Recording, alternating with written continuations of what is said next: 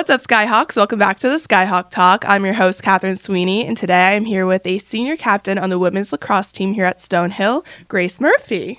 Welcome on. Hi, thank you for having me. I'm so excited. I'm even more excited. There is a lot about you that I'm so excited to get into. Okay. Do you think your personality off the field matches who you are in games, or are those two different people? This is a really interesting question, and I thought a lot about it. And I even asked some of my friends, and I asked my coaches, and I was like, do you think I'm the same person on the field as I am off the field?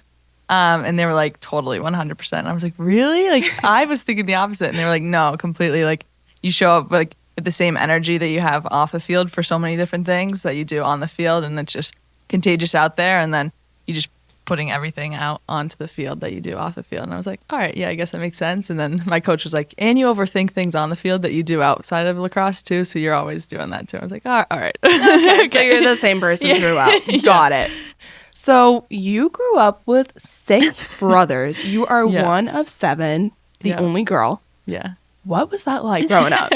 It was insane, but like I truthfully can't think of anything different. Like there's no like, oh, this is how life should be with a brother or a sister. It's like, no, like my life has 6 brothers and they're all like 6 of my best friends, and it's like perfect. Wouldn't want it any other way. Where do you fall in that? I'm number lineup? 5, so there's 4 older, 2 younger. Oh, so it's like on the back half, which is like whatever. Younger sibling syndrome. Do you think growing up in that environment shaped the way that you compete now? Yeah, I think 100%. I think growing up in that environment shaped every single personality trait about who I am. Everything from like not being super emotional to then being kind of sheltered about it, and then being such a competitor on the field. Like everything is a competition, whether it's like who gets dinner first and then who gets the front seat in the car, to now it's like translating everything on the field. Did you get like first pick and stuff since you were the only girl, or not so much? Not really. I got to have my own room growing up, which like all the other boys shared, which was kind of nice. That was probably the biggest perk growing up, but it was kind of just like, Grace can figure it out for herself. Like, left to fend for the roles. So you played boys lacrosse growing up. Yeah. Was that because you had brothers, or they just, your parents wanted you to do? Growing up in like a small town in northern New Hampshire, their lacrosse was kind of like on the up and come up. So when I started to play, my brothers played, and then when I started to play, they were like, there's no girls to play. So they were like, Grace can play with the boys. And then, so I grew up playing boys from 2nd to 8th grade. And then in 8th grade, I made the transition to play girls lacrosse. Okay. Do you think playing with boys early on made you tougher or more competitive? I think definitely. And I think it helped a lot with like my stick skills. Like people will watch me play and they'll be like, she plays like a boys lacrosse player. Like her hands look like a boys lacrosse player. And I'm like, yeah, like you're right. I played boys lacrosse. So I think it translated both skill wise and like toughness, competitive edge. What was the transition like from going from boys lacrosse to girls? Because they're pretty different. Yeah. It was nice. I didn't have to carry a lot with me. Like, you know, like the boys have all the pads and stuff. But it was definitely hard. Like you see this difference in the sticks too, which is interesting. But it was just kind of, I don't know. It was just like, all right, this is what we have to do, so we're going to do it kind of thing. Yeah. Were you more physical when you first started playing girls since you were playing boys? Yeah, I think so. I had to learn not to like check with my stick as much, but yeah, definitely. When did you realize lacrosse was something that you wanted to take seriously? Actually super late. So I grew up in my world of brothers. I grew up in a hockey family. And so I grew up playing hockey, and I was like, I want to play college hockey. I want to play Division I college hockey. And so I was going through the recruiting process for that in high school. And then it wasn't until after my junior year season, so this is like really late, I was like, I'm kind of good at this lacrosse thing. I could think I want to play college lacrosse. And so then I went through the recruiting process that summer before senior year, which for lacrosse is super late. Like normally your big summer recruitment is going into junior year. So I was like a year behind. And then I was like, no, I want to do lacrosse. So yeah. That is super late. Yeah. Was that a little nerve-wracking kind of making that transition? Yeah, it was like the hardest summer of my life, because it was like we're on the road all the time, going to different lacrosse showcases and camps and talking to different coaches. And then I was super quick. Then I found Stonehill over the summer, and then in September I was like, yeah, this is right. Oh my goodness. So you've told me that family is a huge part, or was a huge part in your college decision. Yeah. How important was it to you to stay relatively close to home? Yeah. Obviously being the 5th, I've seen all 4 of my older brothers go through different college recruitment processes and how they've chosen schools. And I remember one of my older brothers saying, like, what's the point of playing a college sport if your family can't watch you? And so that was kind of like my motto going through my recruitment process, because like I feel like I play my best when I have my family in the stands watching me. So going somewhere that's like kind of closest to home, and all my brothers live in the Boston area now, so they're always at my games, was definitely a huge factor for me, because I want to play in front of my favorite people. Yeah. What does it mean to be able to look up and see that at least someone in your family is there watching? Yeah, exactly. Like always seeing someone, and my coaches, my friends now, like they're like, oh, so-and-so's at the game, or your grandfather's at the game, or you can hear sometimes my brothers chirp, and it's like, all right, this is right where I need to be. So your mom is an alum. Yeah. Fun fact, so is mine. I love that. Shout out moms. So did that influence your decision to come here at all? A little bit. My mom has always been like forced all of us to kind of tour Stonehill, like being kind of so close to it. And it didn't factor into it, but I was like, this could be nice. Like, I guess your school is pretty nice. So it definitely factored into looking at it and adding it to my list. And it makes her a little bit more proud. A little bit more brownie points in my family that I came to her alma mater. Are you the only one out of your older brothers that went to Stonehill? Yeah. Oh, Yeah. so you're the favorite now. Yeah, extra brownie points for me. What made Stonehill feel like the right place both academically and for lacrosse? Yeah. Well, so when I committed, it was Division II, which is kind of crazy now, living in the Division I life. But I loved the education program, and academically, it seemed like the right fit. And then I liked that it had the big school feel, like physically. And then athletics, I loved the coaching staff here and the historical program and all that came with that.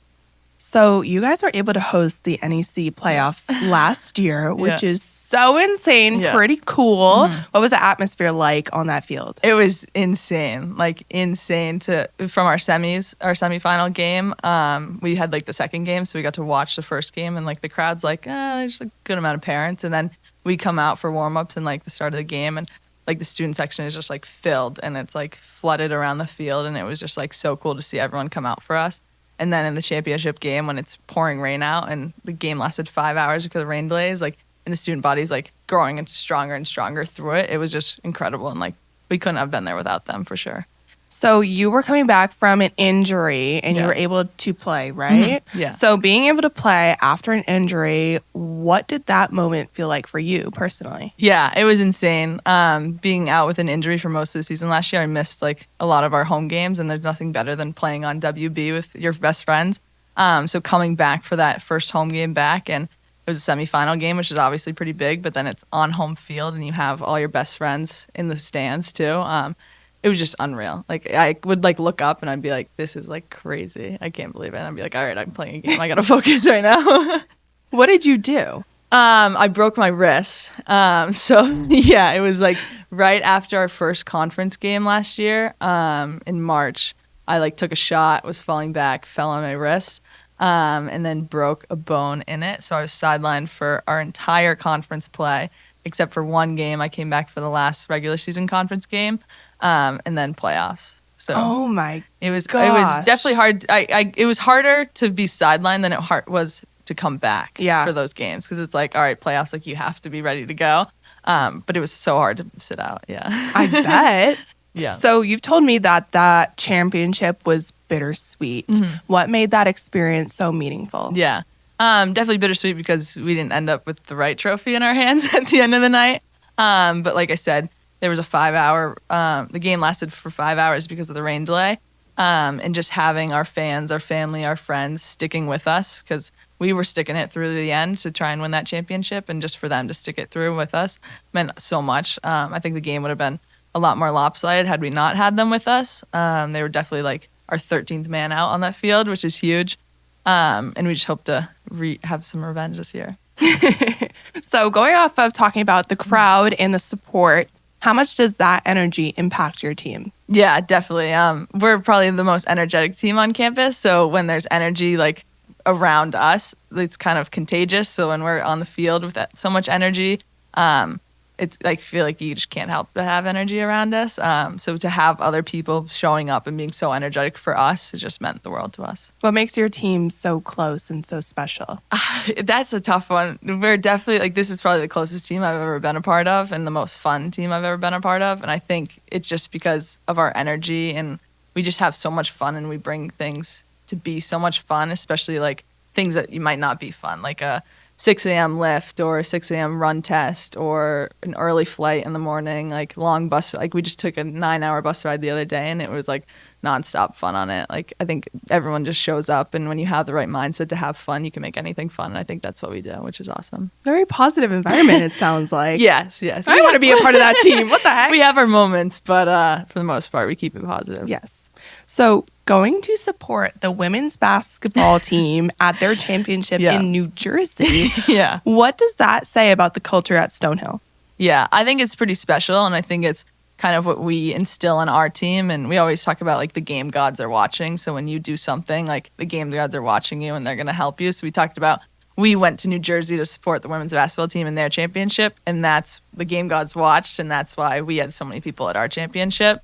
So I think it's kind of just like you get what you give kind of situation when you give out and you support and you take a Sunday off and you drive to New Jersey to watch your fellow student athletes in their games, then it's going to get received on the other end and they're going to support you. The game gods are watching. The game gods are watching. That's I like that. Yeah, it's a big thing. Game gods are always watching. So you've told me that you're motivated by winning and leaving a legacy. Mm-hmm. What does that legacy look like to you?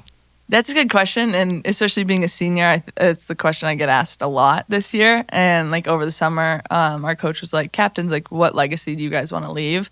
And we were kind of like, I don't know, like we're like 21 years old. Pretty big. Yeah, it's pretty big loaded. deal. Yeah, and like we're just 21-year-olds like trying to have fun and play lacrosse. But thinking a lot about it this year, I think the legacy. We are the first class to play Division I for all 4 years. So I think that in itself is a legacy in its own. But every year we've progressed further on the field. Like freshman year, it was like, all right, new kids on the block. Sophomore year, we lost in the semis. And then last year, lost in the championship. So every year we've taken another step forward. And I think that's a legacy we've left. But also the legacy of like having fun. We talked about, we did this huge like roommate reveal for spring break. And that, like the captains came up with it. And then for every roommate reveal, for every away trip, everyone's like, so what are we doing now? And we're like, oh, there's like an expectation now that we're doing fun things.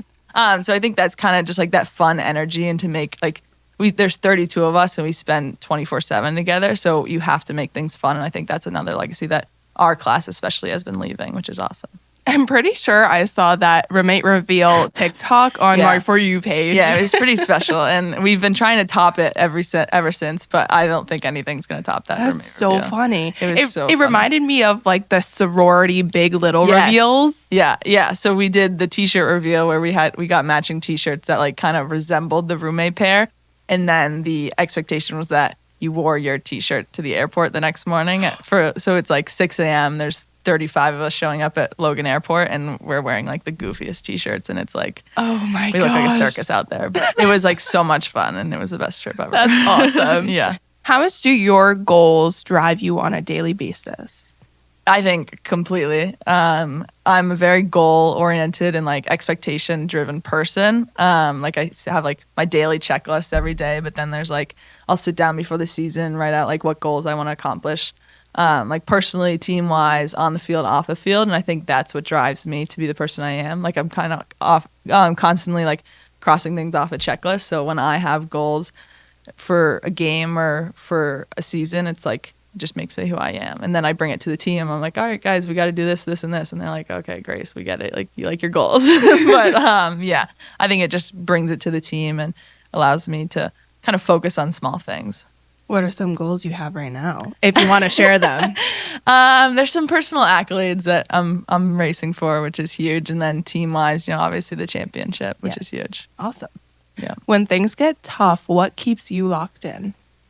That's a good question. Especially going through so much adversity in these last 4 years. I always talk about like having fun. My brothers and I have this thing where we all draw a smiley face on our sticks to remind ourselves to smile and have fun. And my coaches know that because I get so like locked in the moment and so tense in the moment and worked up where they're like, Grace, like just have fun, just smile, just have fun. Like, or one of my friends will text me before the game and just be like, you're in the backyard with your brothers, like just playing, like just have fun. And I think that, especially this year, knowing it's my last year and like not playing last year, that's like kind of my motto this year, is to just like have fun. And that's how I redirect myself when tensions can be high and moments can be big. I love that. Yeah. All right. I want to talk about life outside of lacrosse. Okay. You were double majoring in elementary education and psychology. Yeah. So what made you want to be a teacher?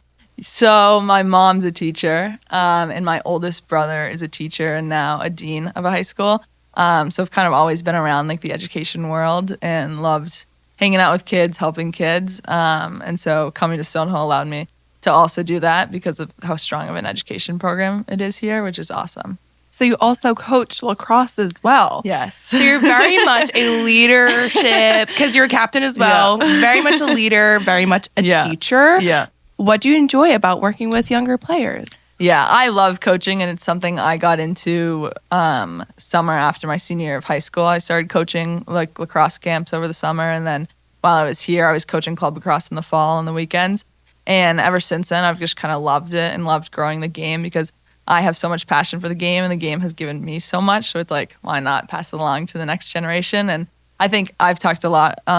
It makes me a better player when I'm a better coach, when I'm a coach, because I'm teaching people skill things and IQ things. So then it just translates into my game, which is like so awesome. And then it helps me be a better leader for my teammates because I can help them. And it's just awesome. It's a great thing. Overall, a role model.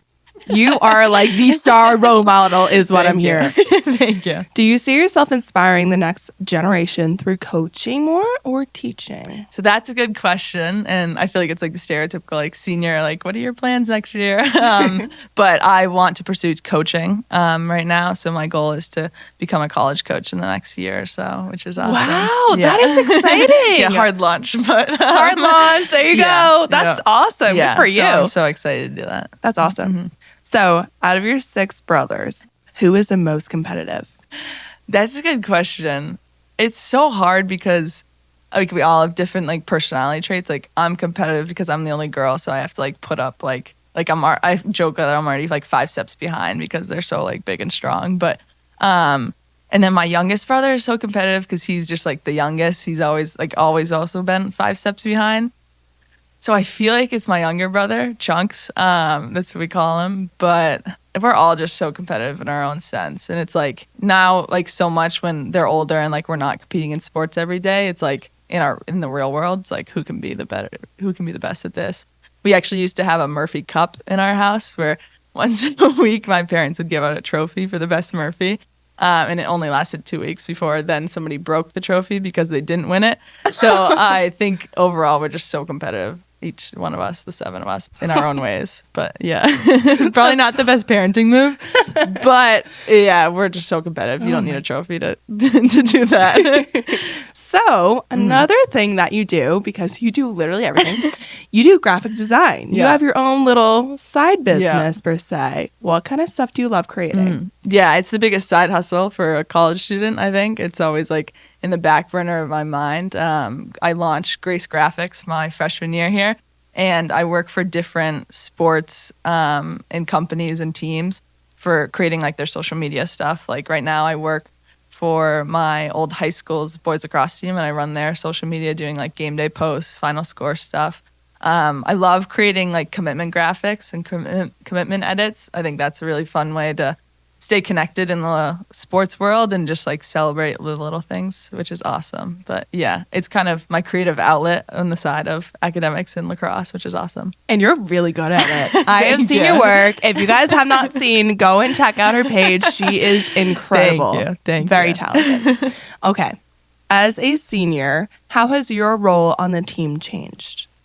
Yeah, it's definitely like a hard pill to swallow to be like, I'm a senior on the team. It's crazy. I was actually talking to someone the other day and I was like, I kind of still feel like a freshman, like in the sense that like we just like have so much fun around each other. And it's like I feel like there is no separation between the grades on our team. Like we have, like we pick the roommates for our away trips, and it's like our seniors just want to be with the freshmen or they want to be with the sophomores. Like they don't care who they're with.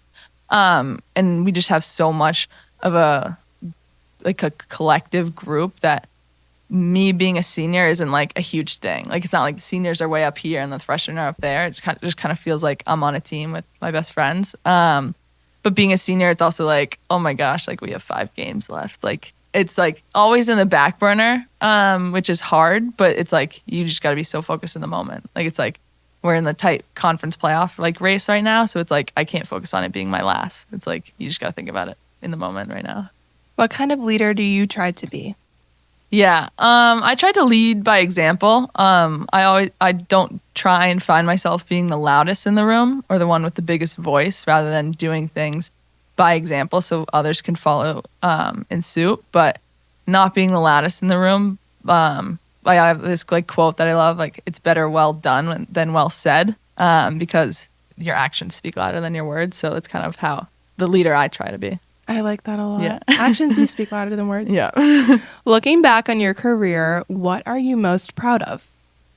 That's a hard question. There's been so much in these last 4 years. I think just becoming the athlete I am. Like my coach joked early on in my career, she was like, "You're just a hockey player. Prove to me that you can be a lacrosse player." And so I'd like to think that I've proven to her in these last 4 years that I can be a lacrosse player. But just like going through adversity and going through challenges, and when people say that you can't do it, proving to them that you can do it, and you can have a successful career just being the little kid from New Hampshire playing boys lacrosse, which is so special. But probably most proud of, like I said, like the legacy we've built. Every year we've gone further and further, and for just our 4th year in Division I, it's pretty special to be competing for a conference championship and competing for that NCAA spot. So that's probably what I'm most proud of. Yeah. The legacy. Yeah.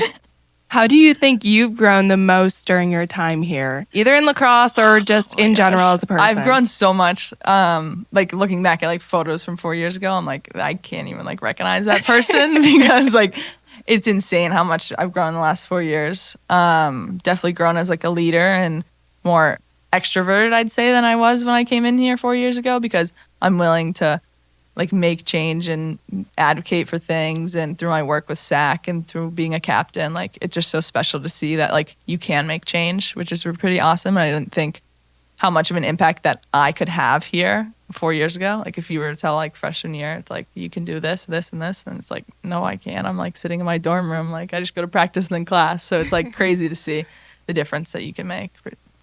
What are you most excited for in this final stretch of your senior year? Jeez. There's a lot of things to look forward to. Like we have our senior day coming up, and it's pretty special for me. All 6 of my brothers are going to be here, and it's the first time they've all been to a game together. Like I've had some of them at games, but all of them are going to be here, which is pretty special. And then my parents. And then we got a couple big games coming up, which is huge, and some rivalry ones to end the season. And then we have a huge lacrosse out cancer game, which is pretty special to me, that I'm looking forward to. And then obviously the playoff chase is just like unreal. And I'm expecting us to be in that NCAA spot at the end of the spring. Some big things coming up. I know it's going to be, I was talking to someone yesterday and I was like, this is going to be a pretty crazy, like 45 days or something. Yeah. Like it's nuts. Yeah. And then you like add stuff off the field and it's like, I can't even imagine. I this. know, jam packed. You're going to be busy. Yeah. All right. My last question for you is, what is one piece of advice you would want to give your freshman year self? I have like no idea what I would tell my freshman year self, because there's so much. Like I could sit down and have an interview with my freshman year self because there's just so much to talk about. But my advice, not to be like stereotypical, but like to like enjoy the moment, because like the 4 years really does fly by. And my freshman year and even sophomore year self was just so focused on not making mistakes like on the field or even in life and in the classroom that you kind of let those moments pass by. So if I could tell my freshman year self one thing, it would probably be to live in the moment and not be so focused on mistakes rather than the experience. I love that. That's a good piece of advice. Yeah. Well, Grace, thank you for being on the podcast. Thank you for having me. Of course. And thank you guys for watching. We will see you in the next one.